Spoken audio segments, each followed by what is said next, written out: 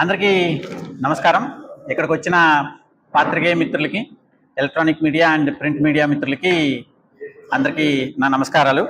నా పేరు యనుమల వెంకటపతి రాజా. నాది రాజోల్ నియోజకవర్గం, మన డాక్టర్ బిఆర్ అంబేద్కర్ కోనసీమ జిల్లా. నేను అంటే నివాసం అయితే నేను ఎక్కువగా యూకేలో ఉంటాను. ఒక 2-3 నెలలు ఇక్కడికి వచ్చి ప్రజా సమస్యలు అవన్నీ హ్యాండిల్ చేస్తూ ఉంటాను.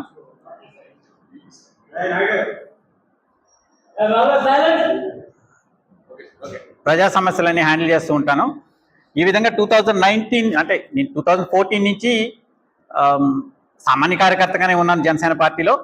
2019 ఎలక్షన్ అప్పుడు రాపాక గారు ఎవరైతే ఎక్స్ఎమ్మెల్యే ఎవరైతే ఉన్నారో రాపాక వరప్రసాద్ గారు, ఆయన జనసేనలో నెగ్గి అతను వేరే పార్టీకి వెళ్ళిపోవడం జరిగిన తర్వాత అప్పుడు అతను కొంత పార్టీ కార్యకర్తల మీద, పార్టీ మీద కొంత ఇబ్బందికరమైన వాతావరణం సృష్టించినప్పుడు నేను కార్యకర్తలకి అండగా వెళ్ళడం తోటి అప్పుడు కొంత మాకు ఏమైతుందంటే ప్రొటెక్షన్ కోసం వెళ్ళాను. కార్యకర్తల ప్రొటెక్షన్ కోసం వెళ్ళినప్పుడు దానికి అనుగుణంగా వచ్చిన కేసులే మీకు అందరికీ తెలిసే ఉంటుంది. రాపాక వరప్రసాద్ గారి ఎలక్షన్ దొంగ ఓట్ల కేసు అయితే దాంట్లో నేనే పిటిషనర్ని.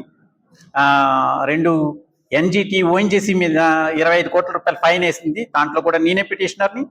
రాపాక గారు రోడ్డు ఒకటి ఇంట్లో వేసుకున్న దానికి అదొక కేసు జరుగుతుంది, దానికి నేనే పిటిషనర్ని. అట్లాగా